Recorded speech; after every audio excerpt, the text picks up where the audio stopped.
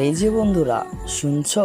নতুন নতুন রোমান্টিক ভালোবাসার গল্প পেতে ও শুনতে চাইলে আমাদের আদরের ভালোবাসা চ্যানেলটি সাবস্ক্রাইব করে বেল বাটনটা অন করে দিও।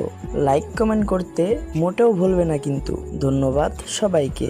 বাসার ছাদে এসে রোজ বিকেলবেলা আমি একটা করে সিগারেট খাই।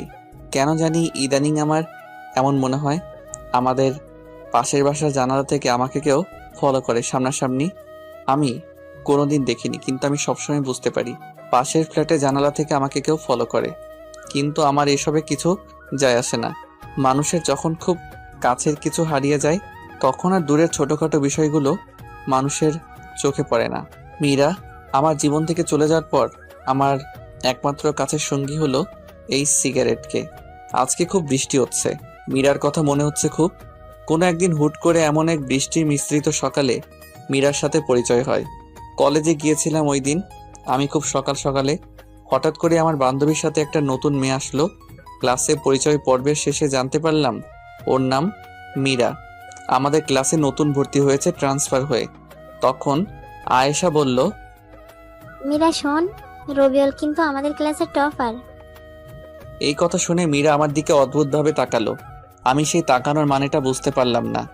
অল্প কিছুদিনের মাঝেই আমাদের খুব ভালো বন্ধুত্ব হয়ে গেল। এমন একটা অবস্থা, মীরা আমাকে ছাড়া কিছুই বোঝে না। মীরা আসার আগে আমি কখনোই কলেজ মিস দিতাম না, কিন্তু এখন মাঝে মাঝে কলেজ মীরাকে নিয়ে ফুচকা খেতে যেতে হয়। একদিন হুট করে মীরা আমাকে প্রপোজ করে ফেলে। আমিও বেশি না ভেবে রাজি হয়ে যাই। খুব ভালোই চলছিল আমাদের রিলেশন, কিন্তু সময় যতই গড়াতে লাগলো মীরার আধুনিক হওয়ার স্বভাব বেড়েই যাচ্ছিল। মীরা যে সমস্ত পোশাক পরতো আমার একদম পছন্দ না। এটা নিয়ে মাঝে মাঝেই ঝগড়া হতো। একটু ঝগড়া হলেই মীরা আমার সাথে আর যোগাযোগ করতো না। আমি আগে কল দিয়ে সবসময় সরি বলতাম। মীরার সাথে কথা হতো ফেসবুকের রিলেশনের শুরুতে। মীরার ফেসবুকের পাসওয়ার্ড আমার কাছে ছিল। আমাদের কলেজে একটা নতুন ছেলে ভর্তি হয়। ছেলেটার নাম সাগর। ছেলেটা কলেজে আসতো দামি বাইক নিয়ে। ছেলেটার সাথে মেয়েরা গায়ে পড়ে কথা বলা শুরু করে এবং মীরাও ব্যতিক্রম কিছু করলো না। ইদানিং মীরা আমার সাথে কলেজে একদম কথা বলে না। একদিন মীরা বলল, শোনো, আমি চাই না কলেজের সবাই আমাদের রিলেশনের বিষয়ে জানুক। তাই এখন থেকে আমি কলেজে তোমার থেকে দূরেই থাকতে চাই। আর তুমিও আমাকে এখন থেকে কলেজের ভেতরে ডাকাডাকি করবে না। আমি মীরার প্রতি খুব দুর্বল ছিলাম। প্রথম প্রেম তো একটু বেশি কাজ করতো আবেগ। আমিও কলেজ টাইমে মীরাকে কিছু বলতাম না। একদিন আমি একটু আগেই কলেজে গিয়েছিলাম। সাধারণত মীরা সবসময় আগেই কলেজে আসতো, কিন্তু আমি ক্লাস শুরু হওয়ার কিছুক্ষণ আগে যেতাম। ওই দিন কলেজে গিয়ে এমন কিছু দেখব তা কল্পনাও করতে পারি নাই। মীরা আর সাগর বকুলতলায় বসে বসে কথা বলছে। শুধু কথা বলছে বলে ভুল হবে, একজন হাসতে হাসতে আর একজনের গায়ের উপর পড়ছে। আমি কোনোভাবে এটা মানতে পারলাম না। সাথে সাথেই কলেজ থেকে চলে আসলাম। ভেতরটা আমার দুমড়ে মুচড়ে যাচ্ছে। মীরা কেমন করে সাগরের মতো ছেলের সাথে এভাবে কথা বলবে? কোনো ধরনের সম্পর্ক ছাড়া এভাবে কেউ কথা বলতে পারে না। তাই ভাবতে লাগলাম। রাতে মীরাকে মেসেজ দিলাম, কিন্তু রিপ্লাই দিচ্ছে না। কল দিলাম, কল ধরছে না। এভাবে কিছুক্ষণ কল দেওয়ার পর ফোন বন্ধ দেখাচ্ছে। আমার তো মাথায় কিছুই ঢুকছে না, কি হচ্ছে আমার সাথে। মীরা আমাকে ব্লক করে দিছে। কিছুক্ষণ ভেবে মীরার ফেসবুক আইডিটা আমি লগ ইন করতে গিয়ে বুঝতে পারলাম মীরা ওর আইডির পাসওয়ার্ডটা পাল্টে নিয়েছে। আমি কোনোভাবেই আর মীরার সাথে যোগাযোগ করতে পারলাম না। পরের দিন কলেজে গিয়ে আমি মীরার সাথে কথা বলার চেষ্টা করলাম। তখন মীরা যা বলল তা সারা জীবন মনে থাকবে। আমার তোমার প্রতি কোনো ফিলিংস কাজ করে না। আমার তোমার সাথে আর থাকা সম্ভব না। তাই আমি আমাদের সম্পর্কটা এখানে শেষ করতে চাচ্ছি। আজ থেকে তুমি তোমার মতো, আমি আমার মতো। মীরার কথা শুনে আমার না চাইতেও চোখের কোণে জল এসে পড়ল। ওর কথাগুলো শুনে আমি ওর হাত ধরতে গেলে উল্টো ভালোবাসার প্রতিদান হিসেবে ওই একটা থাপ্পড়ে আমি হুঁশে ফিরলাম। আমি বুঝে গেলাম মীরার হৃদয়ে আমার স্থান কোথায়। 4 মাস পর, ওই দিনের পর তেমন কলেজ যাই না। আর ওই দিন থেকে আমার নতুন সঙ্গী হয়েছে সিগারেট। কিছুদিন পর দাদা অসুস্থ, তাই আম্মু আব্বু তাকে দেখতে যাবে। তাই আব্বু আম্মুকে স্টেশন থেকে রেলে তুলে দিয়ে বাসায় ফিরলাম। সন্ধ্যার পর পর হুট করে বাসার দরজায় কে যেন নক করলো। এই অসময়ে কে আসলো আবার? আব্বু আম্মু তো চলে গেছে, এমন কেউ তো নেই যে আসবে। দরজা খুলতে আমি পুরো হা হয়ে গেলাম। এত মৌ আপু, আমাদের পুরো এলাকার ক্রাশ। আমার থেকে 1 বছরের সিনিয়র, যেরকম রাগের সেরকম সুন্দরী। আমি তো হা করে তাকিয়ে আছি আপুর দিকে। আপু বলল, এই কি রে, তুই হা করে তাকিয়ে আছিস কেন? মুখটা বন্ধ কর, না হলে মশা ঢুকবে গাধা। আর তুই এত বেয়াদব কবে থেকে হলি? আমি আবার বেয়াদব হলাম কবে? তো কাউকে দরজায় দাঁড় করিয়ে রাখাটা কোন ধরনের আদব? সরি আপু, আসো ভেতরে আসো। আসলে তুমি অসময়ে আমার বাসার দরজায়, তো তাই আমি একটু চমকে গিয়েছি। তো কেমন চলছে তোর দিনকাল? ভালোই চলছে। তোমার কি অবস্থা বলো আপু? আমার আর অবস্থা, দিনে 16 ঘন্টায় বই আর বই, বইয়ের দিকে তাকিয়ে থাকতে থাকতে চোখ বেচারা এখন আর একলা চলতে চায় না। সঙ্গী হিসেবে চশমাকে বেছে নিয়েছে। জানিসই তো, মেডিকেলে একটু বেশি ইচ্ছা। হুম। তোকে তো আমাদের বাসায় গিয়ে খেয়ে আসতে বলা হয়েছিল, কিন্তু তুই গেলি না। বাসায় কি করছিস? আসলে আপু আমার তেমন ক্ষুধা লাগেনি। থাক থাক, আর মিথ্যা বলতে হবে না, তোকে আমি খুব ভালো করেই চিনি। তুই যে লজ্জা কুমার। এই নে নে, এই খাবারগুলো এনেছি, তুই খেয়ে নে। তুমি কষ্ট করে কেন আনতে গেলে খাবার আপু? আর আপু, তুমি যে হোস্টেল থেকে বাসায় আসছো আমি তো সেটাই জানি না। আমার কথা কেন জানবে তুমি? তোমার তো জানার অনেক কিছু আছে। হোস্টেলের পরিবেশ খারাপ হওয়ার জন্য আমি 7 দিন পরেই বাসায় চলে আসছি। বাসা থেকে স্কুটি দিয়েই ক্লাস করি। সেটাও তো 1 বছর হয়ে আসলো। আর তুই কিনা বলছিস আমি বাসায় কবে আসছি? আচ্ছা, এবার তুই খেয়ে নে। আপু তুমি চলে যাও, আমি পরে খেয়ে নেব। না না না না না, তোকে আমার জানা আছে। তুই এখনই খেয়ে নে, আমি টিফিন বাটি নিয়ে যাব। তারপর আমি খাওয়া শুরু করলাম। খাওয়ার সময় নানা ধরনের প্রশ্ন করছিল আপু। আচ্ছা, তোকে একটা কথা বলি। বলো। তোর প্রতিদিন কয়টা করে সিগারেট লাগে? আপুর কথা শুনে আমি এত লজ্জা পাচ্ছিলাম যে আমার মুখ দিয়ে কোনো কথা বের হচ্ছিল না। আমি কিছু না বলে চুপ করে আছি। আরে বলে দে। আসলে আপু, মাঝে মাঝে 2-1টা খাই। তুমি প্লিজ বাসায় এসব বলো না। সেটা পরে দেখা যাবে, এখন আমি যাই। খাবার খাওয়া শেষে আপু টিফিন বাটি নিয়ে চলে গেল। শুয়ে শুয়ে ফোনে টুকটাক লেখালেখি করছিলাম, এমন সময় আমার ফোনের পরিচিত টোনটা বেজে উঠলো। স্ক্রিনে তাকিয়ে দেখি মৌ আপুর নাম্বার। আমি আপুর নাম্বারটা সেভ করেছিলাম সেই 2 বছর আগে। এই 2 বছরে না কল এসেছে আপুর থেকে, না আমি কোনোদিন কল করেছি। এমনকি আপুর কাছে যে আমার নাম্বার আছে এটাই আমি বিশ্বাস করতে পারছি না। কাপা কাপা হাতে ফোনটা রিসিভ করে কানে রাখতেই কি রে, ফোন রিসিভ করতে এত সময় লাগে? আসলে আপু, আমি ফোন থেকে একটু দূরে ছিলাম। থাক থাক, তোর আর মিথ্যা বলতে হবে না। আমি বুঝি না আপু, আমি মিথ্যা বলতে গেলে কেমনে ধরে ফেলে। তুই এখন যেই অবস্থায় আছিস ওই অবস্থায় আমার বাসার নিচে চলে আয়। কেন? এই, তোর কাছে কোনো কিছু শুনতে চাইছি? তুই চলে আয়, 5 মিনিট সময় দিলাম। এত রাত করে কি দরকার? আমি যেমন ছিলাম লুঙ্গি আর টি শার্ট পরেই মৌ আপুদের বাসার নিচে গেলাম। কিছুক্ষণ পরে আপু নিচে আসলো। আমার কেমন যেন লাগছিল। আমি সাধারণত লুঙ্গি পরে রাস্তায় বের হই না। আপু তো আমাকে দেখে হাসি শুরু করে দিল। আপুর হাসি দেখে আমার আর বোঝার বাকি রইল না যে আপু আমার লুঙ্গি পরার জন্য হাসছে। হাসছো কেন আপু? আমি কিন্তু চলে যাব তাহলে। তুমি তো বললে আমি যেমন আছি তেমন করে আসতে, আর বলে 5 মিনিটের মাঝে আসতে। তো আমি কেমনে করে এই অল্প সময় আবার কাপড় পাল্টে আসতাম? আর দেরি করে আসলেই তো বলতে যে বড়দের কথা রাখি না, বেয়াদব হয়েছি। ও রে রে, থাক বাবু, তুমি আর রাগ করো না। আপু আমাকে একদম বাবু বলবা না, আমি এখন ছোট না। থাক থাক, আর বলবো না বাবু। আপু এখন কিন্তু আমি চলে যাব। এই, তোর কিন্তু সাহস অনেক বেড়ে গেছে। এখন একটা রিক্সা নিয়ে আয়। এত রাত করে রিক্সা কই পাবো? আমার কিছু অ্যাসাইনমেন্ট কালকে জমা দিতে হবে, আর সেগুলো আমার এক বান্ধবীর বাসা থেকে আনতে হবে। মহা ঝামেলায় পড়ে গেলাম তো। আপু এই রাত করে রিক্সা পাওয়া পসিবল না। তুমি তোমার স্কুটিটা বের করো। যাক, তোর মাথা থেকে জীবনে প্রথম ভালো কোনো আইডিয়া বের হলো। তুই দাঁড়া, আমি 1 মিনিটে স্কুটিটা বের করে নিয়ে আসি। কিছুক্ষণ পর আপু স্কুটিটা নিয়ে বের হলো। আপু একটা কথা বলি? বল। আমি ড্রাইভ করি। আচ্ছা, এনে ধর। সত্যি বলতে আমি জীবনে কখনো কোনো লেডি বাইকের পেছনে বসিনি, আর বসতেও চাই না। মেয়ে মানুষের ড্রাইভিংয়ে আমি কমফোর্ট ফিল করি না। আমি ড্রাইভ করছি, আপু আমার পেছনে বসে আছে। এলাকা থেকে বের হওয়ার সময় মোড়ের টং দোকানে এলাকার উঠতি বসে ছেলেদের চোখ আমাদের এড়ালো না, সবাই হা করে তাকিয়েছিল। কিছুক্ষণ পর আপুর বান্ধবীর বাসার সামনে এসে উপস্থিত হলাম আমরা। আপু আমাকে বাইরে দাঁড় করে রেখে চলে গেল তার বান্ধবীর বাসায়। আমাকে যাওয়ার জন্য জোর করলেও আমি গেলাম না। প্রায় 20 মিনিট পর আপু বের হলো বাসা থেকে। এত দেরি করলো কেন? কিছু পেজ লেখার বাকি ছিল, সেটা লেখার জন্য দেরি হলো। আচ্ছা এবার চলো। চল। কিছুক্ষণ যাওয়ার পর হুট করে আপু বলল, রবিউল বাইক থামা। আমি বাইক থামালাম। কেন থামাতে বললে আপু? চল ফুচকা খাই। এখন এই রাত করে ফুচকা খাবে তুমি? আমরা দুজনই খাবো। আসলে রবিউল জানিস, আমি জানি না আমি দেখতে কতটা ভালো বা খারাপ, কিন্তু জানিস ফুটপাতে বা কোথাও গিয়ে কিছু খেতে চাইলে হয়তো ছেলেরা টিস করবে, আর সেটা না হলে এমন ভাবে তাকিয়ে থাকবে যেন খাবারের বদলে আমাকেই গিলে খাবে। তার জন্য ইচ্ছে থাকা সত্ত্বেও বেশিরভাগ সময়ই বাইরের কোনো কিছু খাই না আমি।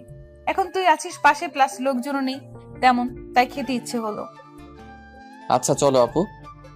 আমরা দুজনে মিলে ফুচকা খেলাম। আপু খুব ফুচকা পছন্দ করে, সেটা আমি বুঝতে পারলাম। খাওয়া শেষ করে চলে আসলাম আমরা। আপুকে বাসায় নামিয়ে আমি চলে আসলাম আমার বাসায়। এসে আমি চলে গেলাম ছাদে। 5-7 ঘন্টা হয়ে গেছে সিগারেট থেকে দূরে আছি। খুব প্যারা হয়ে গেছে সিগারেটের জন্য। দুটো সিগারেট আর লাইটার নিয়ে চলে গেলাম। কেন জানি আজকে আপুর সাথে কথা বলার সময় বেশ কয়েকবার মীরার কথা মনে পড়েছিল আমার। ছাদের এক কোণায় দাঁড়িয়ে সিগারেট মাঝের তামাক পাতাগুলোকে পুড়িয়ে ধোঁয়াগুলো হৃৎপিণ্ডের চারপাশ দিয়ে ঘুরিয়ে সেগুলোর সাথে মীরার স্মৃতিগুলোকে বাহিরে বের করে আকাশের দিকে তাকিয়ে হাওয়াতে মিশিয়ে দিচ্ছি। মধ্যরাতে আমি রুমে আসলাম। এই মধ্যরাতটা খুবই অদ্ভুত। আমরা সবাই মধ্যরাত বললেও এই মধ্যরাত মানে হচ্ছে একটা রাতের শেষ আর একটা দিনের শুরু। এরকম অনেক মধ্যরাত যে নির্ঘুম পার করেছি। সকালবেলা দরজায় কড়া নাড়ার শব্দে আমার ঘুম ভাঙলো। দরজা খুলতেই আমার চোখ তো পুরো আটকে গেল। মৌ আপুকে মেডিকেল কলেজের ড্রেসে দেখে আমি পুরো হা হয়ে তাকিয়ে আছি। এই আবার হা করে তাকিয়ে আছিস কেন? গলা দিয়ে মাছি ঢুকবে। আসলে আপু তোমাকে খুব ভালো লাগছে কলেজ ড্রেসে। হয়েছে হয়েছে, এত বেলা অবধি ঘুমানো স্বাস্থ্যের জন্য খারাপ। আপু জানি আমি ভালো ভালো কাজ করলে যে সবকিছু আমার সাথে ভালো হবে সেই কথা আমি বিশ্বাসী না। আচ্ছা আচ্ছা, তোর এই কাপ্রিক কথা আমাকে বলতে হবে না। এই নে তোর খাবার, তাড়াতাড়ি খেয়ে নে। এখন খাবো না, তুমি কলেজ চলে যাও, আমি পরে খেয়ে নেব। না, তুই এখনই খেয়ে নে। আমাকে আজকে কলেজে তোকে ড্রপ করতে হবে। আমার স্কুটির চাকায় প্যারেক ঢুকেছে, তাই তুই তো জানিসই গাড়ি ধরে যেতে চাইলে আমি আর কলেজে পৌঁছাতে পারবো না। ইচ্ছে থাকা না সত্ত্বেও এখন আমাদের কলেজ ধরেই মৌ মেডিকেল কলেজের সামনে দিয়ে নিয়ে যেতে হবে। 4 মাস যাবৎ আমি শহরে বের হই না, ভালো লাগে না লোকালয়ে এখন আর আমার। সত্যি বলতে আমি আর আমাদের কলেজে যেতে চাই না। তার বড় কারণ হলো মীরা আর আমার অসংখ্য স্মৃতি রয়েছে ওই কলেজের সাথে। খাওয়া দাওয়া করে রেডি হয়ে মৌ আপুকে নিয়ে বের হলাম।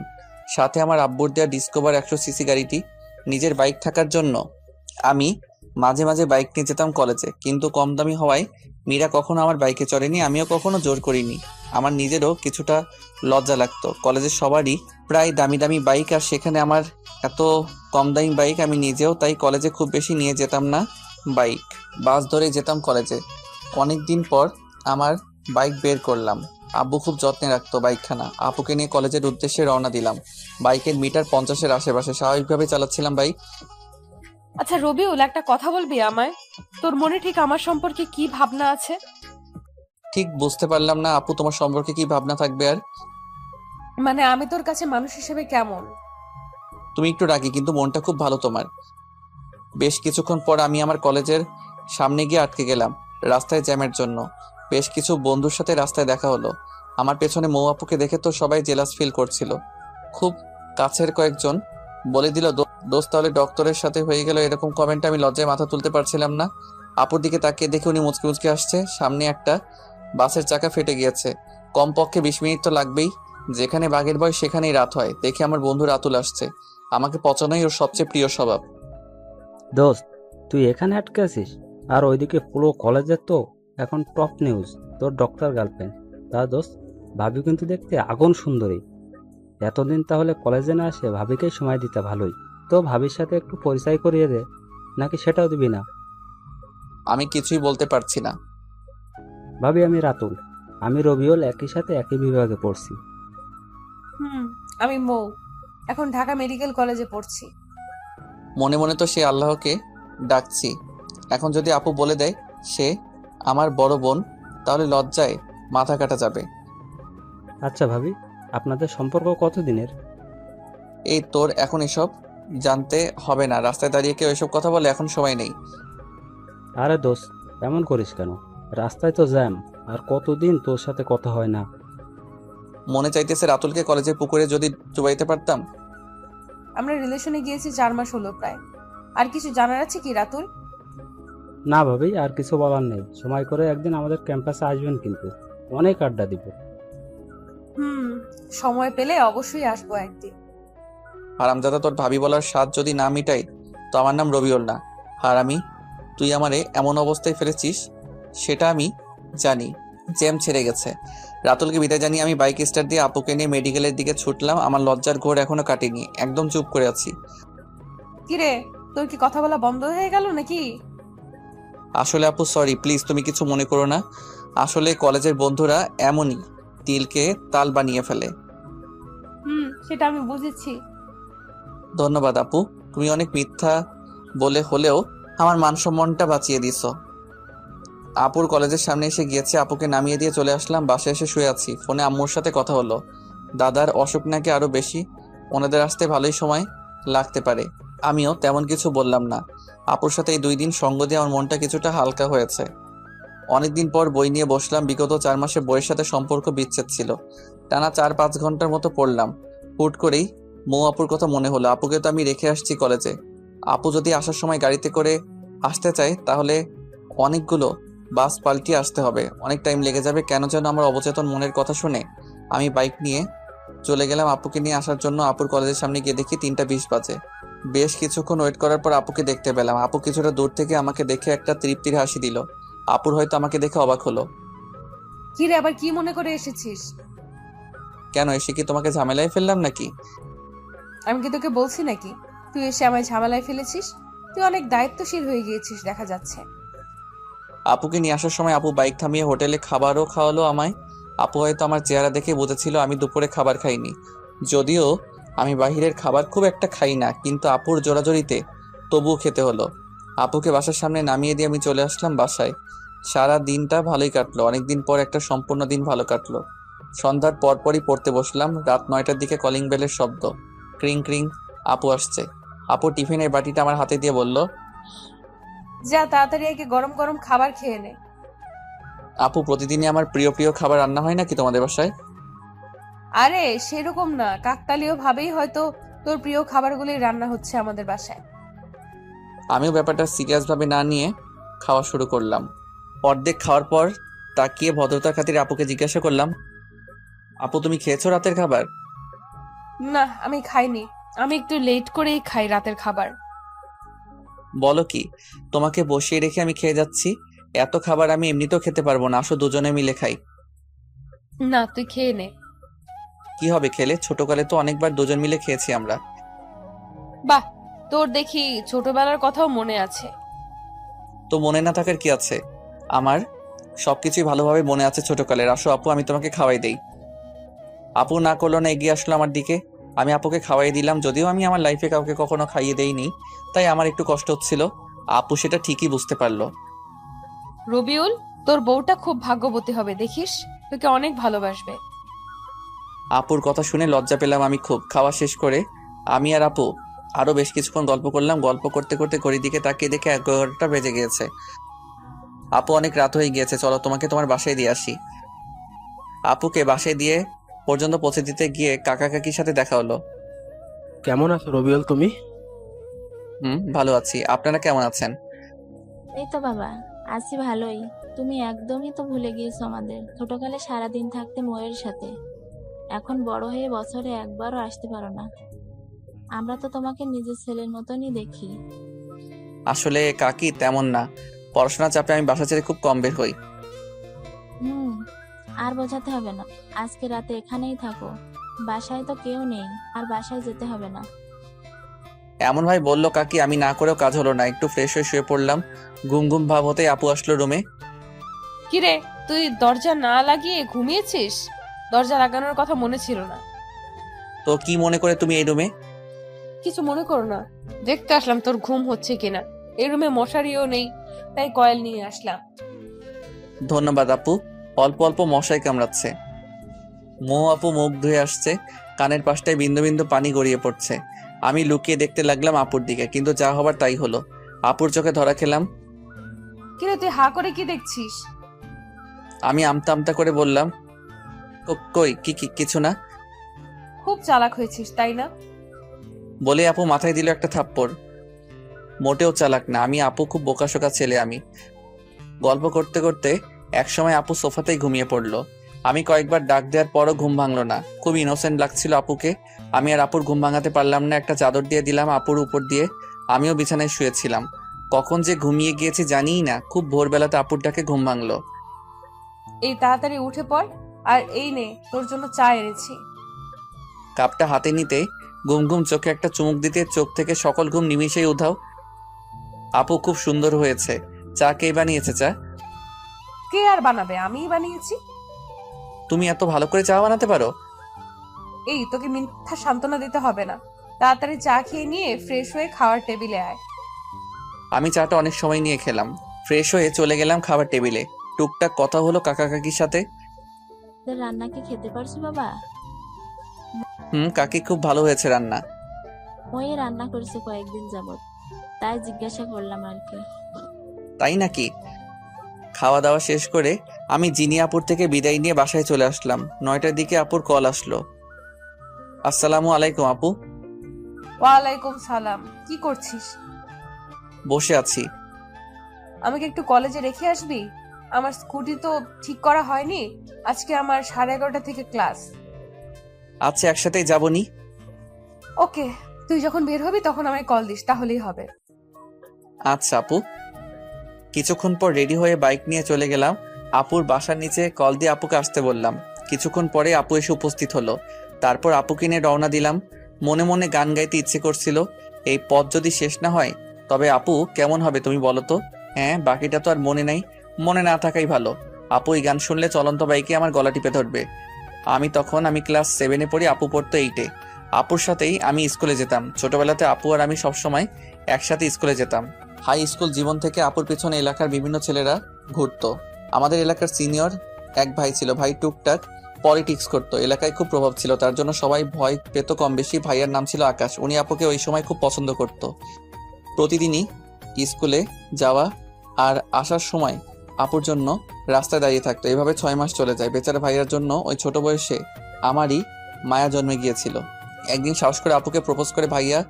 আপু সরাসরি কোনো ভনিতা না করে জানিয়ে দেয় আপু কোনো রিলেশনশিপে যেতে পারবে না। কিন্তু ভাইয়া তবুও হাল না ছেড়ে আপুকে ফলো করত। একদিন আবারও কথা বলার জন্য আপুকে ডাক দেয়। আপু ওই দিন না দাঁড়িয়ে হাঁটা শুরু করতে গেলে ভাইয়া আপুকে থামানোর জন্য আপুর হাত ধরার চেষ্টা করে। আর সাথে সাথে আপু দাঁড়িয়ে স্যান্ডেল খুলে আকাশ ভাইয়ার গালে বিদ্যুৎ গতিতে 5-7 বার জুতা দিয়ে মারলো। পরে এই বিষয়টা এত ভাইরাল হয় যে আকাশ ভাইয়ার লজ্জায় এলাকা ছেড়ে প্রবাসে পাড়ি জমায়। আমার কলেজের সামনে এসে আমি বাইক থামালাম। আপু তুমি একটু এখানেই দাঁড়াও, আমার কলেজে একটু কাজ আছে, তা শেষ করে আসছি। আচ্ছা। কলেজে এসেছি আমাদের ডিপার্টমেন্ট প্রধান সালাম স্যারের সাথে দেখা করতে। ক্লাস টপার হওয়ার জন্য স্যার আমাকে খুব আদর করতো আর শাসনও করতো খুব। মীরার বিষয়টা জানার পর স্যার নিজে আমাকে কলেজে আসতে মানা করেছিল। কারণ স্যার খুব ভালো করেই জানতো কলেজে আসলেই মীরা আর সাগরকে একসাথে দেখে আমার অবস্থা দিন দিন খারাপই হতো। সত্যি বলতে ক্যাম্পাসের সবাই জানতো কম বেশি ভালোবাসায় কতটা সিরিয়াস ছিলাম। স্যারের চেম্বারে গিয়ে দেখি স্যার নেই। অফিস সহকারীর সাথে কথা বলে জানতে পারলাম স্যার আমাদের ক্লাস নিচ্ছে। আমি আমাদের ক্লাসের সামনে গেলাম। খুব নার্ভাস লাগছে, হয়তো অনেকদিন পর মীরার সাথে দেখা হবে। দরজা খুলে স্যার আসতে পারি? আসো। আসসালামু আলাইকুম স্যার। ওয়ালাইকুম সালাম। কেমন আছো তুমি? ভালো আছি স্যার, আপনার সাথে কিছু কথা আছে। আচ্ছা, আমার ক্লাস শেষ, তুমি আমার রুমে আসো। তারপর স্যারের সাথে কলেজের ব্যাপারে কিছু কথা ছিল, সেগুলো বলে চলে আসলাম আপুর কাছে। তারপর আপুকে নিয়ে কলেজে নামিয়ে দিলাম। ধন্যবাদ, সাবধানে যাবি বুঝলি। আমাকে মেসেজ দিস পৌঁছে। আমি বাধ্য ছেলের মতো মাথা নেড়ে চলে আসলাম। বাসায় এসে আপুকে একটা কল দিয়ে জানিয়ে দিলাম। আপুর সাথে কথা বলে কেমন যেন একটা শান্তি পাই। শান্তিটার মানে কি সেটা আমি জানি না। বিকেলে আবার আপুর কল। কিরে রবিউল, কি করতেছিলি? তেমন কিছু না আপু। কাজ না থাকলে আমায় একটু নিয়ে যেতে পারবি? তো বন্ধুরা, এতক্ষণ ধরে গল্পটি শুনেছ। গল্পটি তোমাদের কাছে কেমন লাগছে? যদি গল্পটি ভালো লেগে থাকে এবং এ ধরনের গল্প আরো শুনতে পছন্দ করো, তাহলে এক্ষুনি নিচে থাকা সাবস্ক্রাইব বাটনটি টিপে আমাদের পরিবারের একজন সদস্য হয়ে যাও এবং গল্পটি কন্টিনিউ করো। আর হ্যাঁ, একটি সুন্দর কমেন্ট করতে কিন্তু ভুলবে না। আমি আসছি। আপুকে নিতে গেলাম। আপুর কথা ভাবতে ভাবতে বাইক চালিয়ে যাচ্ছিলাম। হুট করে আচমকা রাস্তায় কুকুর এসে পড়লো। আমার বাইকের সামনে যা হবার তাই হলো।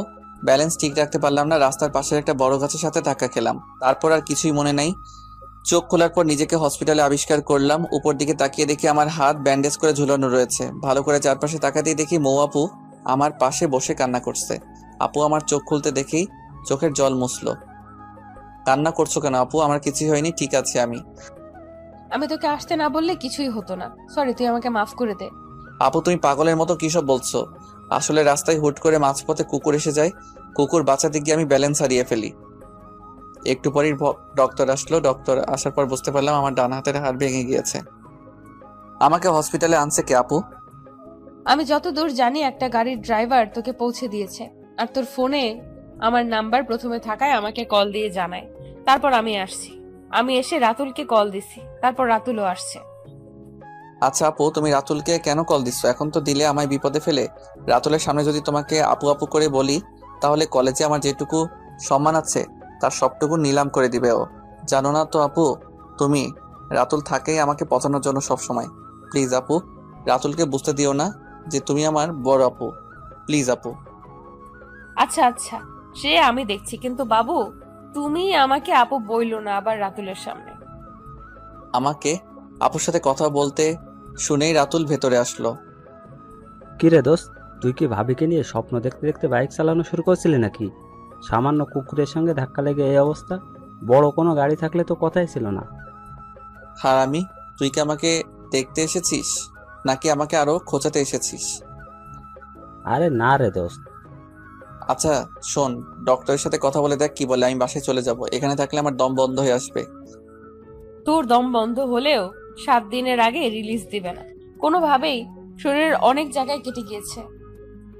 যেখানে বাঘের ভয় সেখানে রাত হয়। আমার সবচেয়ে অপছন্দের জায়গা হলো হসপিটাল। আচ্ছা তুই থাক দোস্ত, আমি সন্ধ্যার দিকে আবার আসবো তোদের জন্য খাবার নিয়ে। আরে ভাই, তোর খাবার আনতে হবে না, তুই ফ্রি থাকলে এমনি আসিস। তুই এখন চুপ করে রেস্ট কর, তোর কিছু বলতে হবে না। ভাবি আমি গেলাম তাহলে, আমার বন্ধুর খেয়াল রাখেন ভালো করে। মৌ আপু মাথা নাড়িয়ে শুধু হুম হুম বলল। রাতুল চলে যেতে আমি হাঁপ ছেড়ে বাঁচলাম। ও থাকলে কথা বলতে বলতে আমাকে জ্বালিয়ে মারতো। আপু একটা কথা বলি। বল। আমার তো আপু হসপিটালে থাকলে দম বন্ধ হয়ে আসবে। তুমি তো হবু ডক্টরই, দেখো না ডক্টরের সাথে কথা বলে কিছু করে আমাকে বাসায় নিয়ে যেতে পারো নাকি? আচ্ছা দেখছি, তুই এত অস্থির হচ্ছিস কেন? তুই একটু শুয়ে থাক, আমি দেখি ডক্টরের সাথে কথা বলে আসি, দেখি কিছু করা যায় নাকি। বেশ কিছুক্ষণ পর আপু আসলো রুমে। রবিউল, আমি ডক্টরের সাথে কথা বলছি। আমি মেডিকেলের ছাত্রী হওয়ায় ডক্টর তোকে ছাড়পত্র দিতে রাজি হয়েছে, কিন্তু 7 দিন তোর নার্স হিসেবে আমাকে তোর পাশে থাকতে হবে। ও আচ্ছা তাহলে থাক, আমি এখানে থাকি, তোমার পড়াশোনা অনেক ক্ষতি হয়ে যাবে। এই, তুই কি আমার থেকে বেশি বুঝিস নাকি? আমার পড়ার কথা তোর ভাবতে হবে না। তারপর আপু আমার প্রেসক্রিপশনটা নিয়ে গেল কিছু ইনজেকশন আর ওষুধ আনার জন্য। আপু যাওয়ার 2 মিনিট পরেই আচমকা মীরা এসে উপস্থিত। মীরাকে দেখে আমার বিরক্ত লাগছে। কেমন আছো? কি করে হলো এসব? বলেই তো ন্যাকা কান্না শুরু করে দিল। এই নাটকের তো আমি কোনো মানে বুঝতে পারলাম না। আমার মুখ দিয়ে কোনো কথা বের হচ্ছিল না মীরার সাথে কথা বলার জন্য। আমার ভেতরে কোনো কথা নেই। এমন সময় মৌ আপু এসে পড়লো। আপুকে দেখে মীরা আমার শরীর ধরে কান্না করছিল। মৌ আপুর দিকে তাকাতেই দেখি আপুর মুখটা কালো হয়ে গিয়েছে।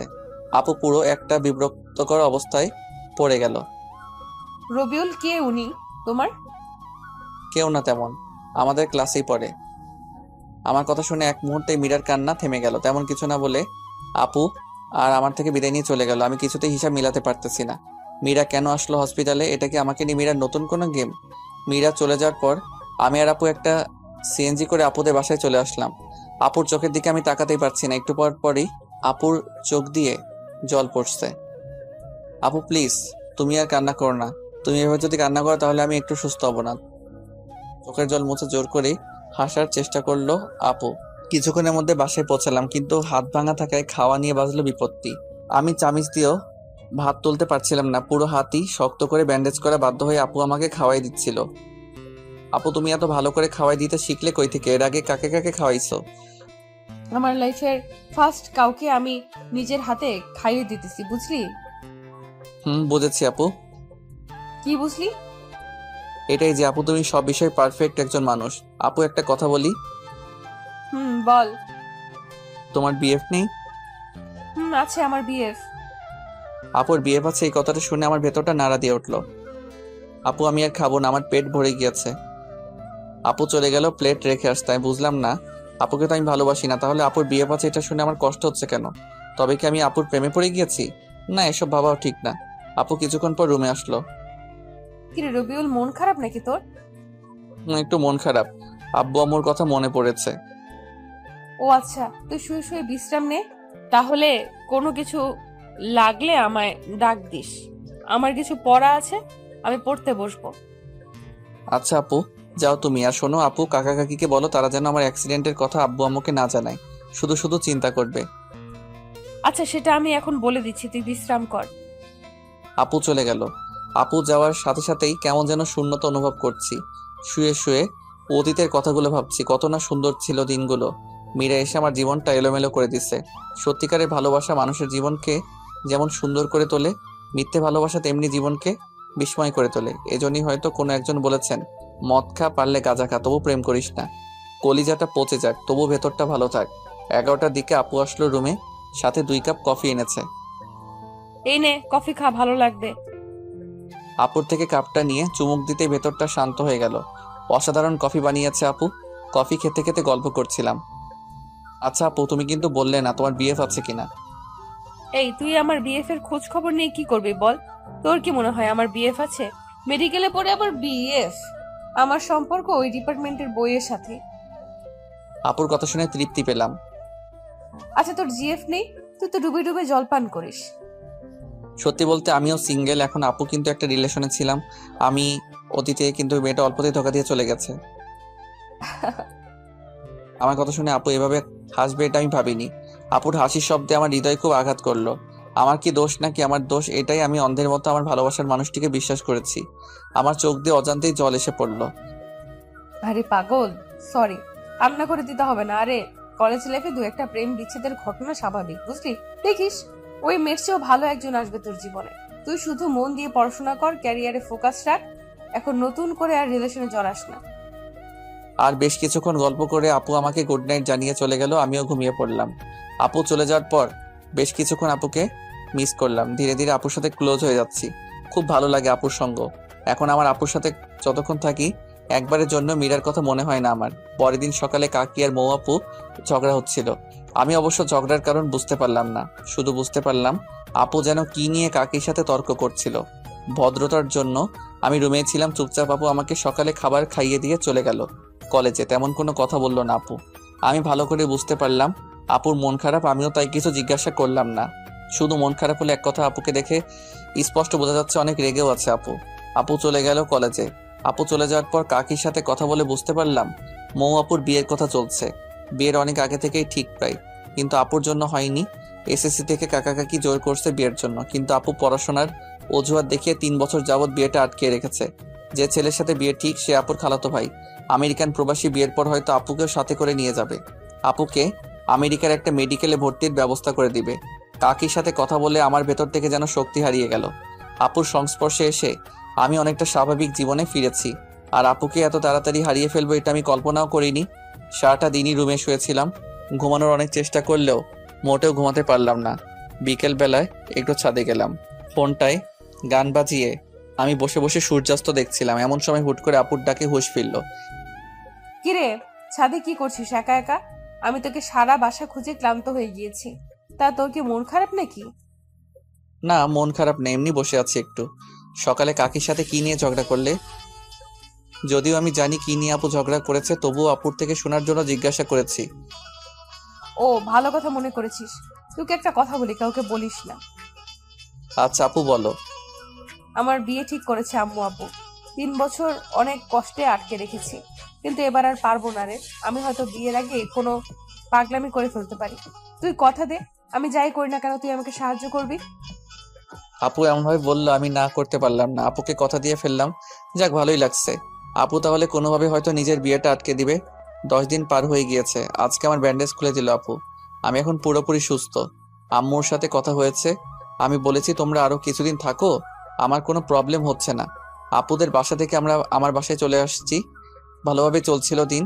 টুকটাক খোঁজ খবর আপুই নেয় আমার, আর খাবার তো আপুই দিয়ে যায়। এর মধ্যে একদিন রাত 2টায় আপুর কল। আমি একটু ভয় নিয়ে রিসিভ করলাম। এত রাতে আপু কি মনে করে কল দিলা? এই তোকে কয়বার কল দিছি দেখ হারামি, 22 বার কল দিছি এইবার দিয়ে। সরি আপু, আমি ঘুমেছিলাম। আচ্ছা আচ্ছা, কি হয়েছে আপু বলো। কিছু হয়নি, দরজা খুল তাড়াতাড়ি। মানে বুঝতে পারলাম না। এই দরজা খুলতে বলছি তোকে, খুলবি নাকি মার খাবি? আমি কিছুটা অবাক হয়ে দরজা খুললাম। খুলেই তো কারেন্টের শক খেলাম। আপু একটা ব্যাগ নিয়ে দাঁড়িয়ে আছে। ভেতরে ঢুকে আমাকে যা বললো তা শোনার জন্য আমি মোটেও প্রস্তুত ছিলাম না। এই তাড়াতাড়ি তোর কিছু প্রয়োজনীয় কাপড় গুছিয়ে নে, আমি বাসা থেকে পালিয়েছি। আমার মাথায় কোনো কিছুই কাজ করছিল না। কি হলো, কথা কানে যায় নাই? আপুর থাপ্পড়কে হুঁশে ফিরলাম। ব্যাগ গুছিয়ে নিয়ে বাসা তালা দিয়ে বের হলাম। এখন আমি আর আপু রেল স্টেশনে দাঁড়িয়ে আছি। আমি এখনো জানি না আপু কই যাবে।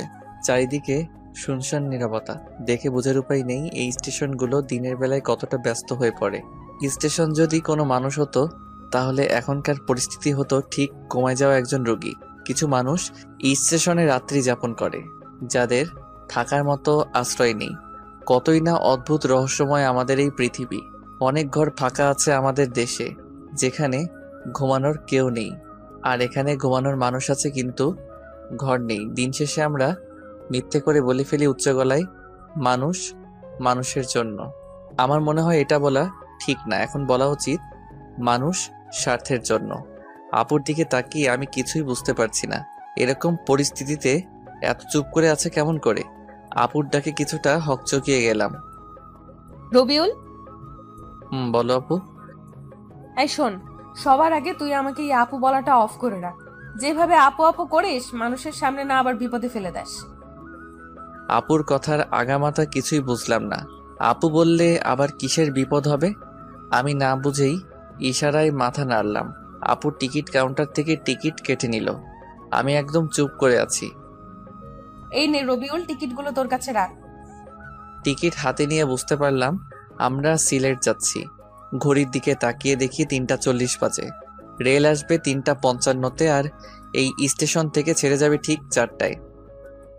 আপু, তোমার প্ল্যানিং এর কিছু তো বললে না? 2 ঘন্টা যাবত তোমার সাথেই আছি শুধু শুধু। শোন, এখন কোনো কথা নয়, রেলে চড়ার পর আমি সব বলবো। আমি শুধু মাথা নাড়ালাম। আমরা দুজনে মিলে রেলে চড়লাম। আমরা ভিআইপি কামরায় উঠেছি। আমরা বাদে পুরো কামরায়, কয়েকজন কাপল বাদে পুরো কামরাই ফাঁকা ছিল। একটা হুইসেল দিয়ে চালু হলো রেল। রেল চালু হতেই আপু মনে হয় হাত ছেড়ে বাঁচল। আচ্ছা আপু, এখন বলো তোমার পুরো প্ল্যান কি?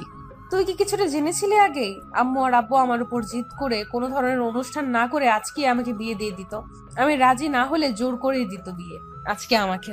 আমি কোনো উপায় না পেয়ে রাতে বাসা থেকে লুকিয়ে চলে আসছি। তাড়াহুড়োতে মাথায় কোনো বুদ্ধি আসছিল না, আর তোকে কল দিয়েও পেলাম না। কত চিন্তা হলো আমার জানিস। যখন তুই কল রিসিভ করছিলি না, তখন একেবারের জন্য মনে হচ্ছিল তুই কল না ধরলে নিজেই নিজের একটা ক্ষতি করে ফেলবো। আল্লাহর রহমতে তুই 22 বারেই রিসিভ করে ফেলেছিস।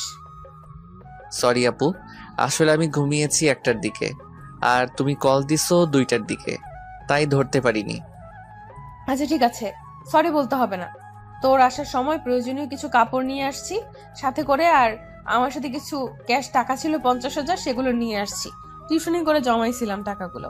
কমপক্ষে 1 মাস বাসায় যেতে পারবো না আমি। বাসায় গেলে বিয়ে কনফার্ম। আমি যতদূর জানি ভাইয়ার ছুটি 1 মাসের মতো। ভাইয়া চলে যাওয়ার পরে আমি বাসায় যাব।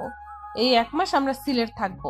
এখন তোর কোনো আইডিয়া বা পরামর্শ থাকলে আমায় দে। আপু, তুমি তোমার ফোনের সিম খুলে ফেলে দাও, আর আমিও আমার সিম খুলে ফেলছি। সিম খুলে ফেলবো কেন আমরা? আসলে আপু, তুমি তো জানোই তোমার আব্বু কত প্রভাবশালী লোক। হয়তো কাল থেকে পুলিশের মাধ্যমে তোমাকে খোঁজা শুরু করবে। তখন এই সিম থাকলে আমরা খুব সহজেই ধরা খেয়ে যাব। তুই আসলে একটা জিনিয়াস। আপু আমাকে জিনিয়াস বলাতে আমি খুব খুশি হলাম, কিন্তু প্রকাশ করলাম না। রেল চলছে তার আপন গতিতে। আপুর 2 চোখ ভরে প্রচন্ড ঘুম। 30 মিনিট পার হতে না হতে আপু ঘুমিয়ে গেল। আমার কাঁধে মাথা রেখেছে। কেন জানি বিষয়টাতে আমি খুব শান্তি পেলাম। পুরোটা জার্নিতে আপু ঘুমিয়েছে আমার কাঁধে মাথা রেখে।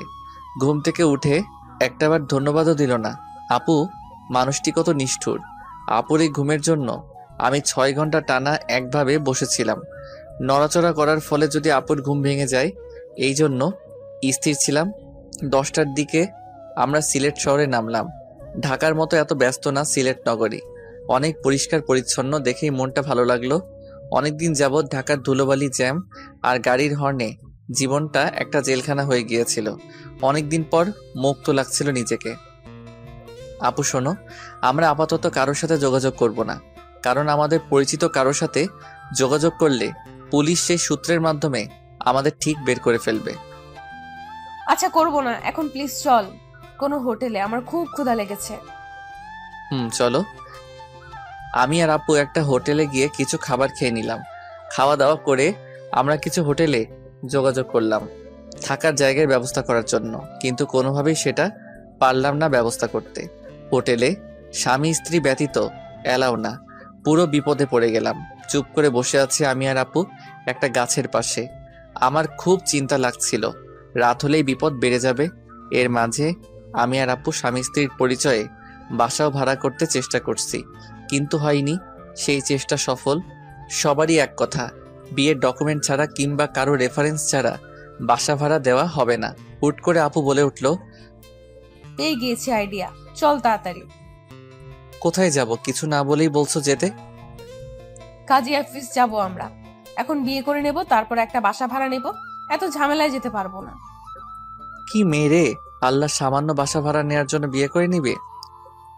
তুমি এই বাসা ভাড়া নেওয়ার জন্য এখন বিয়ে করবে? কেন, তুই কি ভয় পাচ্ছিস নাকি? ঢাকায় গিয়ে আমি তোকে ডিভোর্স দিয়ে দিব, কেউ জানবেও না। বিয়ের কথা শুনে অবাক হলেও কিছুটা ভালো লাগলেও ডিভোর্স শব্দটা শুনে কেমন যেন শূন্যতা অনুভব করলাম। ভয় পাওয়ার কি আছে, তুমি যা ভালো মনে করো। চল। একটা রিক্সা করে কাজী অফিসে গেলাম আমরা। কিছু ঝামেলা ছিল সাক্ষীর, কিন্তু টাকা কিছু বেশি দেওয়াতে সব ঠিকঠাকই হলো। সব কাজ শেষ করে আমরা বিয়ের ডকুমেন্ট নিয়ে একটা বাসাও ভাড়া করে নিলাম। বাড়িওয়ালা দুজন বৃদ্ধ আর বৃদ্ধা। আমাদের বিয়ে কতদিন যাবৎ হয়েছে জিজ্ঞাসা করলো আপু। বুদ্ধি করে কিছু মিথ্যা লাগিয়ে বলল, আমরা লুকিয়ে বিয়ে করেছি আজকেই। আর কিছু ইমোশনাল কথা বলাতে বাড়িওয়ালা রাজি হয়ে গেল।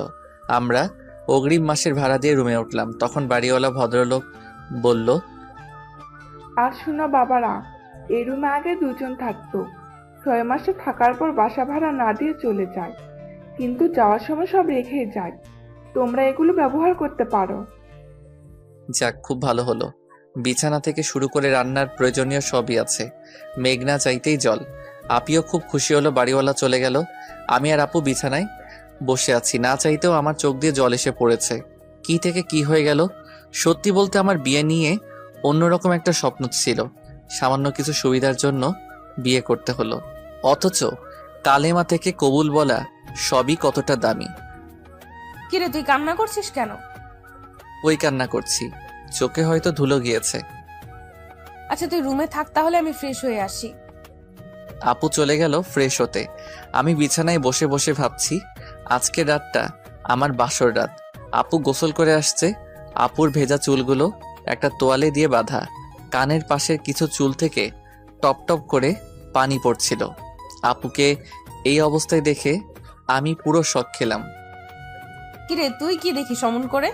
মনে হয় আজকে তুই প্রথম দেখছিস আমায়। যা গোসল করে আয়। যাচ্ছি। আমি গোসল করে আসলাম। এসে দেখি আপু তার চুল ছেড়ে দিয়েছে শুকানোর জন্য। আপুর এত বড় চুল আমি তো বুঝতেই পাইনি। এর আগে আপুকে যতবার দেখেছি আমি কখন আপুর চুল দেখিনি। আজ দেখে আমি পুরো অবাক। এত পড়াশোনা করে আপু কেমন করে তার চুল সামলাতো? আপু একটা কথা বলি। বল। আচ্ছা আপু, তুমি কেমন ছেলেকে বিয়ে করতে চাও? তোর মতো ছেলেকে? আমি এগুলো নিয়ে ভাবিনি কখনো। সত্যি কথা হলো, আমি মেডিকেল কোর্স শেষ করে বিয়ে করতে চাই। তার আগে এগুলো নিয়ে ভাবতে চাই না। ও আচ্ছা। আচ্ছা দেখ রবিউল, এখন তো এই বাসায় আমরা কমপক্ষে 1 মাস থাকবো। আর যেহেতু আমরা এখানে স্বামী স্ত্রী হয়ে বাসা ভাড়া নিয়েছি, তাই তুই আমাকে টোটালি আপু বলা অফ কর। সবসময় তুই আমাকে নাম ধরেই ডাকবি। আপু আর নাম ধরে ডাকতে গেলে দেখবি গুলিয়ে ফেলবি।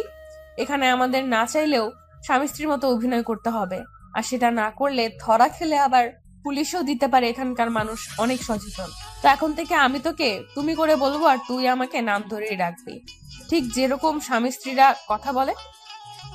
আপুর কথা শুনে ভালোই লাগলো, নিজেকে সত্যি সত্যি জামাই মনে হচ্ছিল।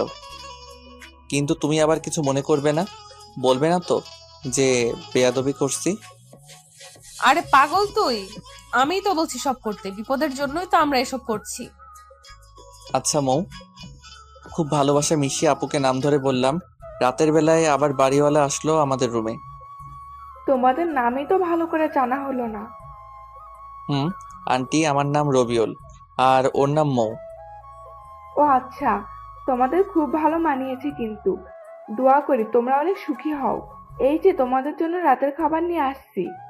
এখন তো আর কিছু রান্নাও করতে পারবে না, আর হোটেলও বাসা থেকে অনেক দূরে। তোমরা দুজন মিলে খাবার খেয়ে নিও, আমি আসি তাহলে। আচ্ছা আন্টি। যাক, ভালোই হলো, খুব ক্ষুধা লেগেছিল আমার। আচ্ছা মৌ, চলো আমরা খেয়ে নেই তাহলে। তোমাকে কি খাইয়ে দিতে হবে? আপু আমার দিকে খুব অবাক হয়ে তাকালো। তুই এমন করে কথা বলছিস কেন? কেমন করে বলি? এমন ভাবে বলছিস যেন আমরা সত্যি সত্যি স্বামী স্ত্রী। থাক থাক, কথায় আছে তো, কান আর ভালো করতে নেই। তুমি বললে যেন আমরা স্বামী স্ত্রীর মতন থাকি, আর এখন বলছো আমি কিভাবে কথা বলছি। আর তুমি নিজেই বললে স্বামী স্ত্রীর মতন অভিনয় করতে। হ্যাঁ বলছি তো। তো এখন তুমি আমাকে তুই করে বলছো কেন? সরি, আসলে সারা জীবন তুই করে বলেছি তো, তাই আর কি। আচ্ছা, এরপর থেকে আর হবে না। সরি, তুমি রাগ করো না, আমি তুমি করেই বলবো, কিন্তু দয়া করে এর ফায়দাটা নিও না। যদি কোনো রকম ফায়দা নিতে চাও তাহলে আমি তোমার মাথা ফাটিয়ে দেবো। কি ভয়ঙ্কর মেয়ে রে বাবা! আরে, তুমি কি আমাকে ওই ধরনের ছেলে ভাবো? না, সেটা ভাবি না, কিন্তু ছেলে বলে কথা। মৌ, তুমি আমার চরিত্র নিয়ে কথা শোনালে। হয়েছে, এখন আর রাগ আর ঝগড়া করতে হবে না। চলো এখন আমরা ঘুমিয়ে পড়ি। এখনই ঘুমিয়ে পড়বো? কেন? না ঘুমিয়ে কি করব আমরা? ফোনে তো সিম নেই যে একটু অনলাইনে যাব। তাই বলে বাসর রাতে ঘুমানো কি ঠিক হবে? বাসর রাত মানে? আরে দেখো, আমাদের বিয়েতে কোনো ভেজাল নেই, পিওর ভাবে বিয়ের সব কাজ সম্পূর্ণ করেছি আমরা। ইসলামী শরীয়ত মেনেই তো বিয়ে করেছি, সেই হিসেবে আমাদের তো বাসর রাতই আজকে। চলো না মৌ, সকল নিয়ম ভেঙে ফেলি আমরা। আমার কথাগুলো শুনে এক মুহূর্তে আপুর চোখে ভয় চলে আসলো, যদিও কথাগুলো আমি সব বলছি মজা করে। রবিউল, তুমি প্লিজ এইসব বলো না। আমি তোমাকে আমার চেয়েও বেশি বিশ্বাস করি। আমি জানি আমি ভুল করলেও তুমি কোনো ভুল করবে না। সরি, আমি তোমার সাথে একটু মজা করেছি। আপুর নাম ধরে ডাকতে আমার খুব লজ্জা লাগে, কিন্তু তবুও অভ্যাস করে নিতে হবে, কারণ অন্য কেউ আপুর ডাক শুনে ফেললে আবার ঝামেলায় পড়তে হবে। আচ্ছা চলো আমরা তাহলে এখন ঘুমাই, সারাদিন তো অনেক ধকল গেল আমাদের উপর দিয়ে। কিন্তু বিছানায় যেতেই হলো আর এক বিপত্তি, দুজন আমরা এক বিছানায় ঘুমাবো। এই তুমি আমার সাথে ঘুমাবে কেমনে? তুমি নিচে ঘুমাও, আমি বিছানায় ঘুমাবো। আমাকে দিয়ে এত কিছু করিয়ে তুমি কি আমাকে নিচে রাখতে চাচ্ছ? আর এই ঠান্ডায় আমি ফ্লোরে ঘুমালে কালকে আমাকে কবর দিতে হবে। তাও ঠিক। একটা কাজ করো, বিছানার মধ্যে বালিশ দাও, আমি ওপাশে আর তুমি ওপাশে ঘুমাও। আচ্ছা ঠিক আছে। আপু আর আমি শুয়ে আছি, গত 24 ঘন্টায় কত কিছুই না ঘটে গেল। কল্পনায়ও এগুলো কখনো আমার মাথায় আসতো না। কিছুদিন আগেও যাকে হারানোর ভয়ে আটকে উঠেছিল আমার অবচেতন মন, আর আজকে তার সাথে এক বিছানায় রয়েছি। আবার হয়তো 1 মাস পর কোথায় থাকবো সেটা সৃষ্টিকর্তাই ভালো জানে। অনেক চেষ্টা করেও আমার ঘুম আসছিল না। আপুর দিকে একটু তাকাতেই দেখি আমি গভীর ঘুমে আছি। এত তাড়াতাড়ি ঘুমায় কেমনে মানুষ? আপুকে নিষ্পাপ লাগছিল, ঘুমন্ত চেহারায় আপুকে দেখে একটু লোভ হচ্ছে। আপুকে যদি একটু স্পর্শ করতে পারতাম। কি সব ভাবছি রাতে আমি। আপুকে নিয়ে ভাবতে ভাবতে ঘুমানোর জন্য খুব সুন্দর একটা স্বপ্ন দেখলাম। সকালবেলায় আপুকে দেখে স্বপ্নের কথা মনে হতেই আমার লজ্জা লাগছিল। রাতে স্বপ্ন দেখেছি আপু আর আমি শুয়ে আছি। আমি কোনো একটা কারণে রাগ করেছি। এই রবিউল, তুমি আমার উপর রাগ করে আছো কেমনে? তবু আমি কোনো কথা বলছি না। আপু বারবার আমার সাথে কথা বলার চেষ্টা করছিল, আমি চুপ করে আছি। এক সময় এসে আপু জোর করে আমার ঠোঁটে ঠোঁট লাগিয়ে খুব জোরে একটা আমি নিঃশ্বাস নিতে পারছিলাম না। আপু ছেড়ে দেওয়ার পর আমি হাঁপাচ্ছিলাম। এই তুমি কি নিয়ে হাসছো? কিছু না, এমনি হাসছি। সারাদিনই আপুর সাথে খুনসুটি ভালোই কাটলো। বিয়ের প্রথম দিন। মৌ, আমি একটু বাইরে যাব, তুমি বাসায় থেকো, কোথাও যেও না। আমাকে একা রেখে কই যাবে তুমি এই নতুন জায়গায়? আমার একটু দরকার আছে, থাকো তাহলে। আমি গেলাম। আমার মানিব্যাগটা নিয়ে বের হলাম। বাসা থেকে বের হয়ে একটা রিক্সা নিয়ে শহরে গেলাম। আসলে আমি শহরে আসছি মৌ আপুর জন্য কিছু বই কিনতে। আমি চাই না এই 1 মাসে আপুর পড়াশোনার ক্ষতি হোক, তাই দেখি কিছু বই ম্যানেজ করা যায় নাকি। আসার সময় লুকিয়ে আপুর কলেজের কার্ডটা নিয়ে আসছি। আপুর কার্ডে সব লেখা ছিল। আমার বই খোঁজার জন্য বেশি কষ্ট হলো না। মেডিকেল কলেজের একটা লাইব্রেরি থেকে আপুর সেমিস্টারের সব বই কিনে নিলাম। সব মিলিয়ে 3000 টাকার বই কিনলাম। ভালোই সময় লেগে গেল বই কিনতে কিনতে। বাসায় ফিরতেই আপু এমনভাবে দরজা খুলে দিল যেন খুব মিস করছিল। এত দেরি করতে হবে তোমার? যদি সত্যি তোমার বউ হতাম, একা রেখে এত সময় বাহিরে এইভাবে থাকতে পারতে? জানো কতটা চিন্তা হচ্ছিল আমার। সরি, তোমার জন্য ছোট্ট একটা সারপ্রাইজ আছে বলে মৌয়ের হাতে বইয়ের প্যাকেটটা দিলাম। আমি আসার সময় গিফট পেপারে করে মুড়িয়ে নিয়ে আসছিলাম। বইগুলো গিফট পেপার খুলে আপু খুশিতে চিৎকার করে এসে আমায় জড়িয়ে ধরলো। আমি তো পুরা শকড। কয়েক সেকেন্ড পর আপু আমায় ছেড়ে দিয়ে, সরি, আমি উত্তেজনায় তোমায় জড়িয়ে ধরে ফেলেছি। বইগুলোকে খুব মিস করছিলাম আমি। জানো তুমি 1 মাসে কমপক্ষে 450 ঘন্টা পড়তে হবে। অনেক পিছিয়ে পড়তাম বইগুলো না পেলে। অনেক অনেক ধন্যবাদ তোমায়। আপুর খুশিতে মনটা ভরে গেল। প্রিয়জনের জন্য কিছু করতে পারাটা বেশি কিছু না, শুধু একটা চেষ্টার। এভাবে কিছুদিন চলে গেল। আপুর সাথে সম্পর্কটা অনেক বন্ধুত্বে রূপ নিয়েছে। খুব ভালো বোঝাপড়া আমাদের মধ্যে। এখন আর আপুকে আপু বলতে ভালো লাগে না, নাম ধরে ডাকতে বেশি ভালো লাগে। বন্ধুত্বে নাম ধরে ডাকে সবাই, আর আমরাও এটাই করেছি। সিলেট এসেছি 20 দিন হলো। এর মাঝে আমি আমার আম্মুকে কল দিয়ে বলেছি সবকিছু। আম্মু প্রথমে রাগ করলেও পরে বুঝিয়ে বলার পর শান্ত হয়েছে। তোমার ভাবতে অবাক লাগে না? কি ভাবতে অবাক লাগবে? তুমি আমায় একটা সময় কিংবা 20 দিন আগেও শুধু আপু আপু করতে, আর এখন তুমি আমার সবচেয়ে ভালো বন্ধু হয়ে গিয়েছো। জানো, আমার ভাবতে অবাক লাগে। আমি কখনো ভাবিনি তোমাকে তুমি করে বলে আমি এত প্রশান্তি পাবো। জানো, এখন আমার মনে হয় আমি বাদেও আমার একটা মানুষ আছে যে আমার পাশে আছে। আমার মনে হয় আমি নিজের কাছে যতটা সেফ, আমিও তোমার কাছে ততটাই সেফ। আমি চাই রবিউল, তুমি আমার বন্ধু হয়ে সারাটা জীবন আমার পাশে থাকবে। কথা দাও। মৌ, তুমি কি পাগল হয়ে গেলে নাকি? আমি তোমার সাথেই আছি। কথা দাও তবুও তুমি। মৌ আপু একদম আগের মতো নেই। আমার সাথে এমন ভাবে পাগলামি করে যেন আপু একদম ছোট হয়ে গিয়েছে। কথা দিচ্ছি, তোমার সাথে আমি ততদিনই থাকবো যতদিন তুমি আমাকে তোমার সাথে রাখবে। এই, তুমি এরকম ফিলোসফিক্যাল কথা বলো কেন? সোজাভাবে বলতে পারো না? থাকবো তোমার সাথেই। তুমি যখন থাকবে না তখন তো আর চাইলেও আমি থাকতে পারবো না। কেন? আমি কই যাব? তুমি তো আর সারা জীবন এরকম থাকবে না। একদিন বিয়ে করে পাড়ি জমাবে অন্যের শহরে, তখন চাইলেও আর তোমার পাশে থাকা হবে না। মৌ একেবারে চুপ হয়ে গেল। আমিও কিছু না বলে রুমের বাইরে চলে আসলাম। অজান্তেই চোখের কোণে জল এসে গিয়েছে। মৌ আমার সাথে আছে, এটা সত্য। আর একদিন অন্যের সাথে থাকবে, সেটা বাস্তবতা। বাস্তবতা সবসময় কঠিন, যেটা না চাইলেও আমাদের মানতে হবে। বেশ কিছুক্ষণ রুমের বাইরে থাকার পর রুমে গেলাম। গিয়ে দেখি মৌ বসে বসে পড়ছে। মেডিকেলের ছাত্রীরা এতটা পড়ে, সেটা মৌকে না দেখলে বিশ্বাসই হতো না। মৌয়ের মতো মনোবল সবারই থাকা উচিত। এত বিপদের সময়ও নিজের স্বপ্ন থেকে একটু পিছুপা হয়নি। আচ্ছা, আমিও তো পড়াশোনা করছি, আমারও তো স্বপ্ন আছে, তেমনই হয়তো মৌয়েরও কোনো স্বপ্ন আছে। মৌ, আমার ঘুম পেয়েছে, আমি ঘুমাবো। তুমি পড়া শেষ করে রাতের খাবার খেয়ে নিও। কেন, তুমি খাবে না? আমার ক্ষুধা নেই, তুমি খেয়ে নিও। তুমি না খেলে আমিও খাবো না। কেন পাগলামি করো বলো? পাগলামি করো না। তুমি না খেলে আমিও খাবো না, সোজা বলে দিলাম। আচ্ছা তুমি পড়ো তাহলে, আমি একটু শুয়ে থাকি। তুমি খাওয়ার সময় আমাকে ডেকে নিও। ঘুমিয়ে গিয়েছিলাম, মৌয়ের ডাকে আপুর ঘুম ভাঙলো।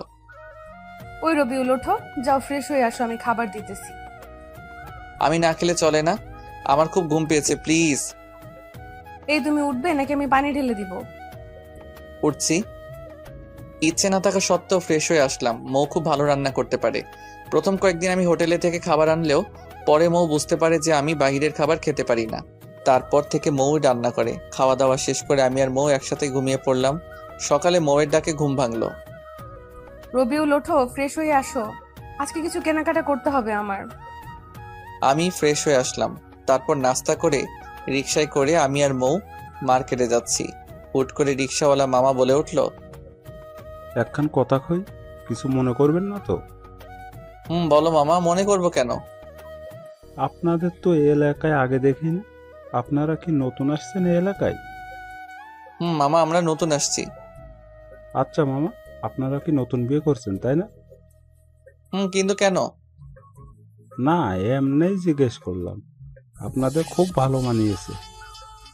রিকশাওয়ালার কথা শুনে মৌয়ের মুখটা লজ্জায় লাল হয়ে গেল। একটা শপিং মলের সামনে আমরা দুজন নেমে পড়লাম। কিছু কাপড় কিনলো মৌ, সাথে আমাকে দুটো টি শার্টও কিনে দিল। কেনাকাটা শেষ করে বাসায় ফিরছিলাম, কিন্তু হুট করে মৌ রিকশা থামাতে বলল, চলো চা খাবো। সিলেটে এসে যদি এখানকার চাই না খাই, তাহলে সিলেট থাকাটাই বৃথা। যদিও আমি চা খাই না, তারপরও দুজন মিলে স্পেশাল চা খেয়ে নিলাম। তারপর দুজন কিছুক্ষণ ঘুরে বাসায় চলে আসলাম। বাসায় এসে আমার মাথা ঘোরাচ্ছিল, আমি শুয়ে পড়লাম। মৌ ফ্রেশ হয়ে পড়তে শুরু করলো। এই মেয়েটা কি পড়া বাদে কিছু বোঝে না? আমার তো মুড হতেই 30 মিনিট লাগে পড়তে বসার সময়, আর মৌ সুইচের মতো অন অফ হয়ে যায়। যখন মন চায় পড়ার মুড অন হয়ে যায়। দেখতে দেখতে চলেই গেল 1 মাস। আজকে 1 মাস পূর্ণ হয়ে গেল আমার আর মৌয়ের সিলেট আসার। শহর থেকে আমি আজকে একটা সিম কিনে এনেছি। আজ 1 মাস পর ফোনে সিম ভরছি। ফোন কাস্টমাইজ করে ডাটা অন করে ফেসবুকে লগ ইন করলাম। আম্মুকে কল দিলাম। আসসালামু আলাইকুম আম্মু। ওয়ালাইকুম আসসালাম। কেমন আছো আম্মু তোমরা? এই তো বাবা, আমরা ভালোই আছি। তোরা কেমন আছিস? আজকে সাগরের পরিবারের সবাই আমেরিকায় চলে গেল, সাথে মুয়ের সাথে সাগরের বিয়েও ভেঙে দিয়েছে। বলো কি আম্মু, তাহলে তো আমরা কালকে চলে আসবো। কতদিন তোমাদের দেখি না। আচ্ছা বাবা, সাবধানে থাকিস।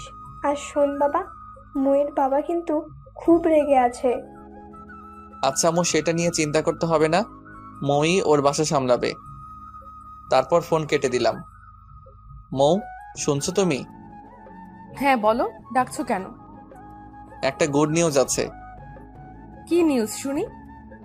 তোমার সাগর ভাইয়ের পরিবারের সবাই আমেরিকা চলে গিয়েছে, আর যাওয়ার আগে তোমার আর সাগরের বিয়েও ভেঙে দিয়েছে।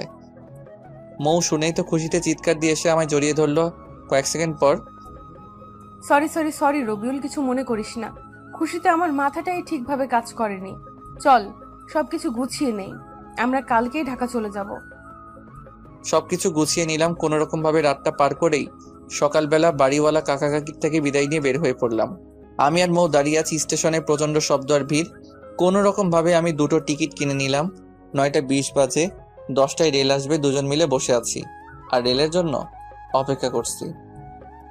আজকে মনে মনে ভাবছি রেল যেন 10 মিনিট পর আসে।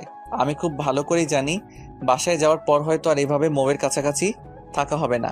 একেই বলে ভাগ্য। আজকে সময় 2 মিনিট আগে রেল আসলো। খুব ইচ্ছে করছিল মৌকে নিয়ে এই শহরে থেকে যেতে, কিন্তু বাস্তবতা সেটা কখনোই মেনে নিবে না। ইচ্ছে না থাকা সত্ত্বেও মৌকে নিয়ে রেলে উঠলাম। কি তোমার কি মন খারাপ নাকি? না, মন খারাপ থাকবে কেন? অনেকদিন পর বাসায় যাচ্ছি, মন খারাপ হবে কেন বলো? কিন্তু 1 মাসে এই জায়গাটার মায়ায় পড়ে গিয়েছিলাম, তাই একটু মিস করছি। আমিও মিস করছি। আচ্ছা মৌ, তোমার কি মনে হয় বাসা থেকে কি রিয়াক্ট করতে পারে? আমাকে কি কিছু বলবে কাকা কাকি? আমি খুব ভালো করেই জানি, যাই হয়ে যাক না কেন তোমায় একটা কথাও শোনাবে না, কারণ এখানে তোমার কোনো দোষ নেই। আমি প্রাপ্ত বয়সী হয়ে আমার নিজের ইচ্ছেতেই আমি তোমার সাথে বাসা ছেড়েছিলাম। কথায় আছে না, অল্প শোকে কাতর, অধিক শোকে পাথর। ঠিক বলছো। আজকে আর মৌ ঘুমালো না, হয়তো বাবা মাকে দেখার জন্য মনটা অস্থির হয়ে গিয়েছে। মৌকে আমি আস্তে আস্তে খুব বেশি মিস করছি। আর কয়েক ঘন্টা পর মৌ হয়তো আর এতটা কাছে থাকবে না। রেল ঢাকার স্টেশনে থেমে গিয়েছে। চলো, আমরা এসে গিয়েছি।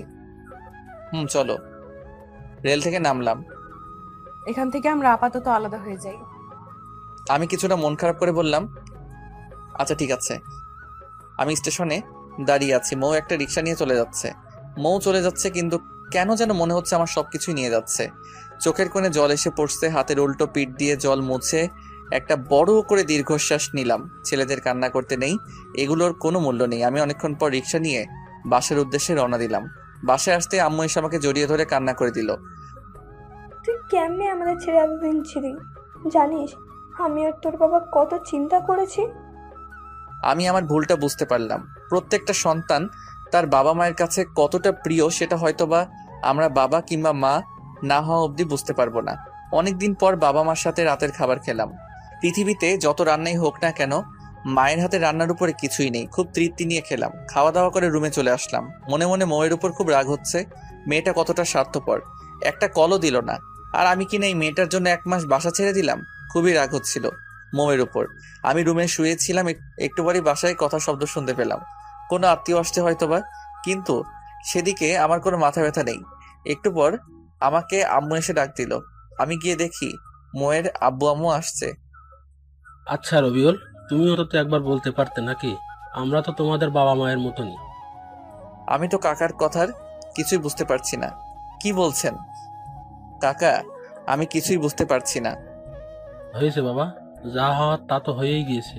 এখন আর ওইসব নিয়ে কথা বলি কিছু যাবে আসবে না। তো বিআই সাহেব বলেন কবে বিয়ের ডেট দেবেন? আমরা কিন্তু একটু দেরি করতে চাচ্ছি না। আর রবিউলের সাথে বিয়ে হলে তো অনেক ভালোই হবে, সারা জীবন আমাদের কাছেই থাকতে পারবে। আচ্ছা বেয়াই, তাহলে দেরি করতে হবে না।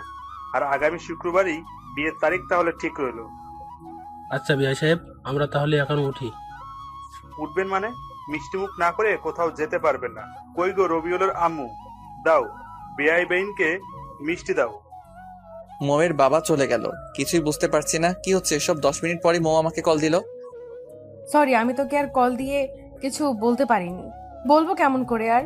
বাসায় এসেই দেখি আব্বু আম্মু আবার নতুন করে তোর সাথে বিয়ে নিয়ে কথা বলছে। আমি না করতেও বাজারে চলে গিয়েছে। বাজার থেকে মিষ্টি কিনে নিয়ে নাকি তোমাদের বাসায় যাবে, বিয়ে নিয়ে নাকি কথা বলার জন্য। কাকা কাকি আসছিল, আমাকে কিছু বলার সুযোগই দিল না। বিয়ের তারিখ ঠিক করে চলে গেল। বলো কি তুমি? তোমার বাবা মাও রাজি হয়ে গিয়েছে, তুমি কিছু বলো নাই কেন? আমি আর কি বলবো, আমার কাছে কেউ তো কিছু শুনলই না। আচ্ছা, তুমি একটু কাল আমার সাথে দেখা করতে পারবে?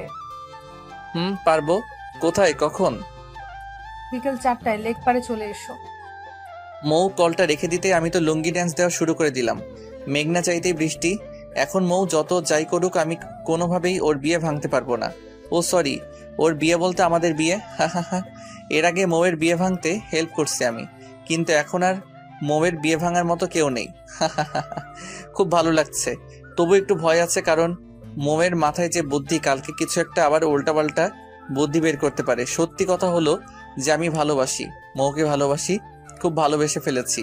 যেদিন মৌকে বিয়ে করেছিলাম সিলেট থাকাকালীন, আমি সেদিন থেকে আমি আর মৌকে আপুর চোখে দেখিনি। আমি মনে প্রাণে মৌকে বউ হিসেবে সম্মান করেছি, ভালোবেসেছি, কিন্তু মৌকে কখনো বলিনি কিংবা বুঝতেও দেয়নি। বাসা আসার পর হয়তো ভেবেছিলাম মৌকে হারিয়ে ফেলবো, কিন্তু দিন শেষে আমরা যতই চেষ্টা করি না কেন, উপরে একজন আছেন, সে যখন দিবেন তখন আর কিছুই লাগবে না। পরের দিন বিকেলে গেলাম মৌয়ের সাথে দেখা করার জন্য। যাওয়ার সময় মৌয়ের কিনে দেওয়া পাঞ্জাবি পরে গেলাম। লেক পাড়ে গিয়ে দেখি মৌ আগে এসে উপস্থিত। মৌ আজকে একটা সাদা রঙের ড্রেস পরে আসছে, খুব মানিয়েছে মৌকে ড্রেসটাই। কেমন আছো? আমার আর ভালো থাকা, তুমি তো দেখছোই একটার পর একটা বিপদ ছাড়ছে না আমাকে। একটা ভালো আইডিয়া দাও তুমি, তাহলে কি করব আমি এখন? একটা কথা বলি তোমাকে, তুমি যদি রাগ না করো। আচ্ছা বলো, রাগ করব না। না, কথা দাও রাগ করবে না। আর সাথে যা বলার তুমি আমার কথা পুরোটা শোনার পর বলবে।